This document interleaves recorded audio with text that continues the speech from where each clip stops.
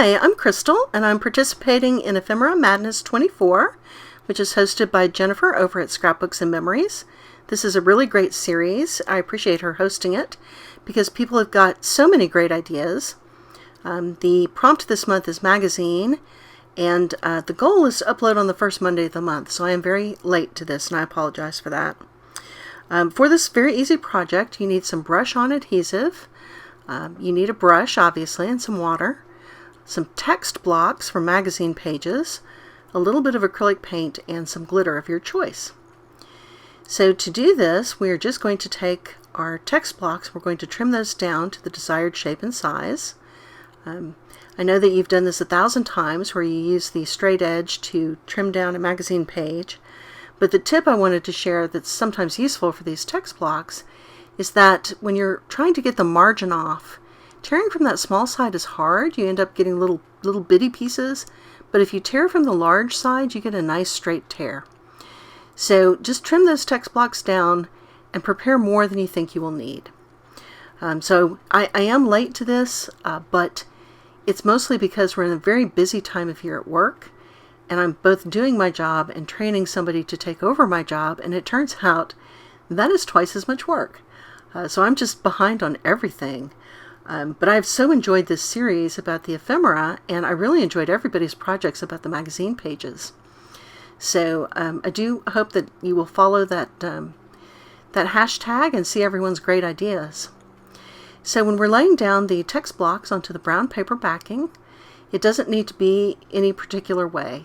Some of it can be right side up, some of it can be upside down, it can go sideways, it can overlap, it can not overlap. Maybe you want to see the brown paper peeking through, maybe you don't. You're going to see so little of this in detail when we're done that really you don't need to be terribly precise. That is my overall message. So I am just using the gloss Mod Podge here as an adhesive because it's so much easier to spread it out with a brush. And then once that has dried, I'm going to put on some very inexpensive acrylic paint with a very wet brush. I'm doing that because I want the text to show through a little bit. And if you use really nice paint, or you don't have a wet brush, then there's a danger that you'll cover it up completely.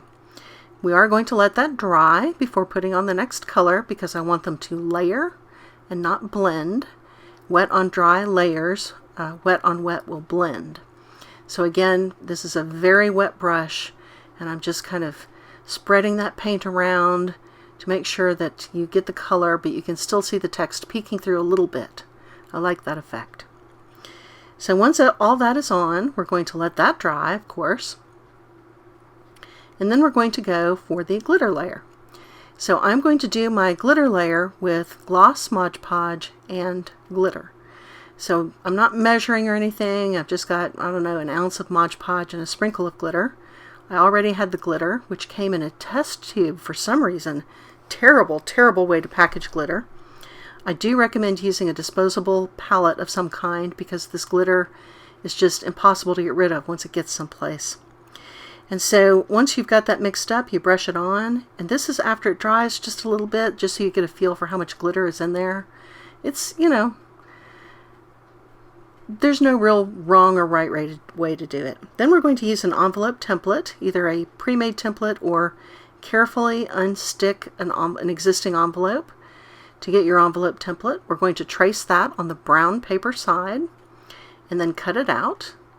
And that is what is going to make our beautiful collagey glittery envelope. So once you have trimmed out your shape, I like to take that to the edge of my table, and then you can just fold that against the edge of the table to get a nice fold, nice straight edge, without using a scoreboard or anything. It's very quick and easy. I'm going to do that for the top and bottom flaps and the side flaps. And once everything is folded and has a nice crease in it, then I can use a little bit of regular glue to glue the side flaps to the bottom flap and make my envelope shape. So of course the envelope is not adhesive, and it is kind of sticky from the Mod Podge. It's got a little bit of a tacky feel on the outside. So I think it's probably better to use that for a hand-delivered card or for mailing something in an outer envelope rather than sticking it in the U.S. mail. I do tend to be a little generous with the glue, so I'm going to stick this whole piece of wax paper on the inside just so I don't accidentally glue the envelope shut. I have done that before. So very quick, easy project. And when we get to the end, we've got this really interesting, pretty, collagey, colorful, glittery envelope. And I just think it's a great use for the otherwise kind of boring text blocks out of the magazine. So thanks for joining me today.